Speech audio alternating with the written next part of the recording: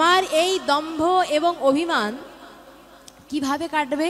বললেন, যদি কোনো একদিন কোনো একজন ভজন সিদ্ধ সাধন সিদ্ধ অনুভববেদ্য মহাজনের চরণ পরশে চরণ রেণুর দ্বারা নিজের এই দেহকে তার সেই ভজনের সেই দিব্য জ্যোতি দ্বারা নিজের দেহকে আলোকিত করতে পারি, সেই দিনই আমার দম্ভ এবং অভিমান দূরীভূত হয়ে গোবিন্দ চরণকে আমি একমাত্র সম্বল বলে আশ্রয় করতে পারি। এই যে দুঃখের কারাগার, দুঃখের কারাগারে কখনো কি সুখ পাওয়া সম্ভব? যদি কোনো পিঞ্জরাবদ্ধ পাখিকে জিজ্ঞাসা করা হয় যে ওহে পাখি, তুমি কি ভালো আছো? সেই পিঞ্জরাবদ্ধ সেই পাখিকে যদি অনেক সুন্দর খাবারও দেওয়া হয়, সে কি বলবে আমি ভালো আছি? কেন বলবে না? কারণ পাখির ধর্ম হলো স্বাধীনতা। স্বাধীনতা মানে কি? স্ব প্লাস অধীনতা, অর্থাৎ নিজের প্রতি নিজেই সে অধীন, সে আর কারোর প্রতি অধীন হয়ে থাকতে চায় না, সে স্বতন্ত্র জীব। তো সেই স্বাধীন পাখিকে যদি পিঞ্জরাবদ্ধভাবে আটকে ধরে যদি বলা হয় পাখি তুমি ভালো আছো, সে কি বলবে ভালো আছি? কিন্তু আমরা সেই ভগবানের সেই নিত্য শ্রী গোবিন্দের দাসানুদাস ছিলাম, সেইখান থেকে আমরা চ্যুত হয়ে এই সংসার রূপ পিঞ্জরের মধ্যে বদ্ধ হয়ে আমরা তাও বলছি আমরা ভালো আছি। উত্তরটা কি আমরা সঠিক দিতে পারছি? কেন পারছি না? কারণ আমাদের এখনো সেই বোধোদয় হয়নি, আমাদের এখনো সেই আত্ম উন্মোচন, সেই দিব্য চেতনার উদয় এখনো আমাদের হয়নি। এজন্য আমরা এখনো ঠিকঠাক উত্তর দিতে পারছি না। তো আমাদের এই যে বোধোদয় হচ্ছে না, কেন হচ্ছে না? বললেন দম্ভ অভিমানিতা, অর্থাৎ প্রথমেই বললেন যে আমাদের দম্ভ এবং অভিমানের কারণে আমরা এই ভুল ভ্রান্তি, এই অবিদ্যা মোহগ্রস্ততার মধ্য থেকে আমরা বের হয়ে আসতে পারছি না। প্রথম কারণ বললেন দম্ভ এবং দ্বিতীয় বললেন অভিমান। তো এই দম্ভ এবং অভিমান কিরূপ? এতক্ষণ আমরা যেই পুষ্করণীর জলটিকে মুষ্টিবদ্ধ করে রাখতে পারলাম না, সেই জলটিকেই আমরা অনেকক্ষণ ধরে নিজের কাছে রাখতে পারবো, নিজের হাতেই রাখতে পারবো। কিভাবে? অর্থাৎ সেই জলটিকে যদি কঞ্জলি পুটে করে যদি রাখা হয় এবং শ্রী গোবিন্দের চরণে যদি রাখা হয়, তাহলে সেটি দীর্ঘক্ষণ থাকবে। থাকবে কি না? একটি জলকে মুষ্টিবদ্ধ করে যত সেকেন্ড রাখা যাবে, অঞ্জলি করে যদি কেউ রাখে, তাহলে তার থেকে অনেক সময় বেশি রাখা সম্ভব।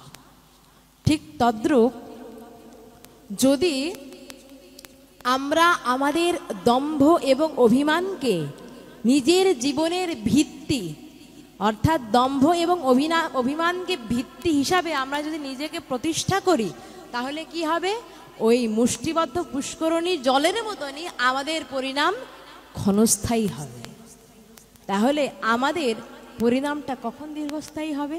যখন ওম গোবিন্দাই নাম বলে নিজেকে গোবিন্দ চরণে সমর্পণ করে দেব, ঠিক তখনই আমার অস্তিত্বটি দীর্ঘস্থায়ী হবে। এবং আমাদের যেই দম্ভ এবং অভিমান, এই দম্ভ এবং অভিমানকে কাটাতে হলে একমাত্র প্রয়োজন সাধু মুখে হরিকথা।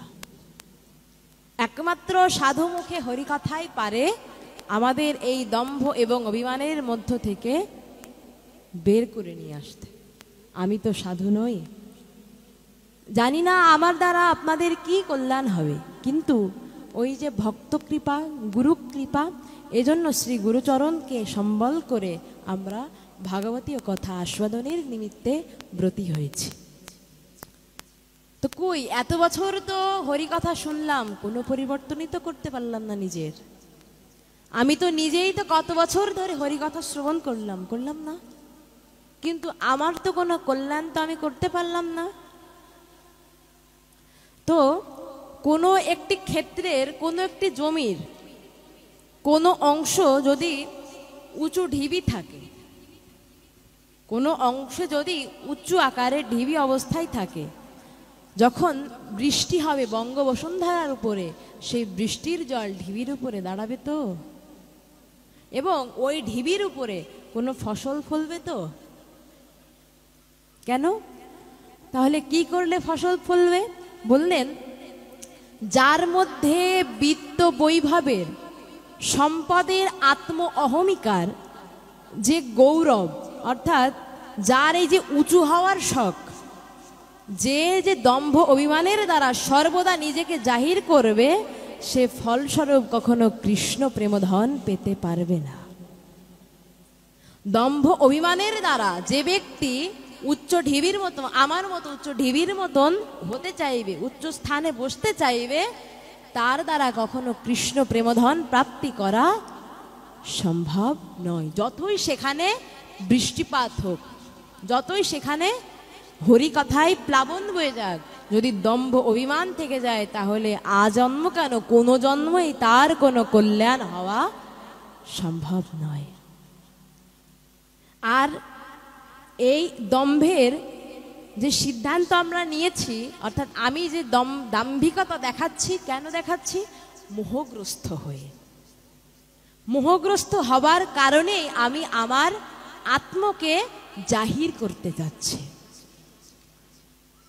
তাহলে আমার এই দম্ভ এবং অভিমান কিভাবে কাটবে?